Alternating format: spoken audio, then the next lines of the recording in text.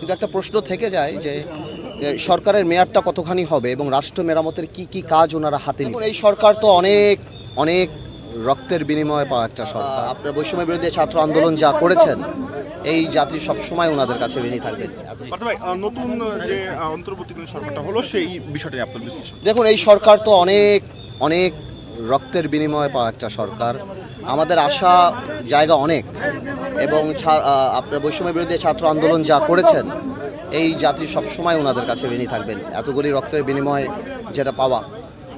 কিন্তু আমি যারা যারা শপথ নিয়েছেন ওনাদের গ্রহণযোগ্যতা, সামাজিক গ্রহণযোগ্যতা বা নিজ নিজ কর্মক্ষেত্রে গ্রহণযোগ্যতার ব্যাপারে তো কোনো প্রশ্নই আমরা রাখতে পারি না। ওনারা তো সবাই খুব সাকসেসফুল মানুষ।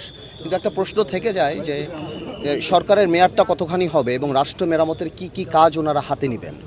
এটা না জানা পর্যন্ত আসলে আনসার করা কঠিন যে ওনাদের কাজটা কেমন হওয়া উচিত বা কি হওয়া উচিত।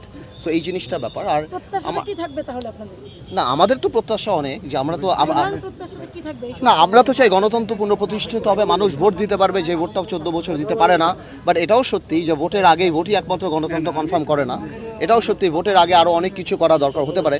বাট সেই জিনিসটা কি করবে, কতখানি সময় করবে, সেই ব্যাপারে তো ইউনূস সাহেব এবং ওনার যে ক্যাবিনেট ওনারাই ঠিক করবেন। এটা তো আমরা বলতে পারছি। প্রথম আসলে তাদের কি বিষয় হাত দেওয়া উচিত, প্রথম কোন কাজগুলো আসলে করা উচিত? আমি মনে করি তো গণতান্ত্রিক ক্ষেত্রে নির্বাচন কমিশনের ব্যাপারটাই তাদের হাত দেওয়া উচিত। নির্বাচন কমিশন পুনর্গঠন থেকে আরম্ভ করে সে ব্যাপারে কথা বলা উচিত। তারপর আমলাদের যেই ব্যাপারটা সেটা করা উচিত। সবচেয়ে বড় কথা, জাতিকে আমলা পুলিশ বলেন, সবাইকে ব্যবসায়ী বলেন, একটা কনফিডেন্স আনা উচিত যে তারা ভালোভাবে কাজ করতে পারবে। দুর্নীতির ব্যাপারটা অনেক ইম্পর্টেন্ট, করা উচিত। আর কিছু কিছু আইন আছে যদি ওনারা করতে চায়, যেমন আপনার অর্থনৈতিক রাষ্ট্রদ্রোহিতা পাশ করা উচিত, যার কারণে বাংলাদেশ থেকে লক্ষ লক্ষ কোটি টাকা পাচার হয়ে গিয়েছে। তাদেরকে কিভাবে আনবে, এই মানুষগুলি যা মারা গিয়েছে যাদের হাতে রক্ত লাগা, তাদের বিচারের কাজ কিভাবে হবে, এগুলিও খুব ইম্পর্টেন্ট।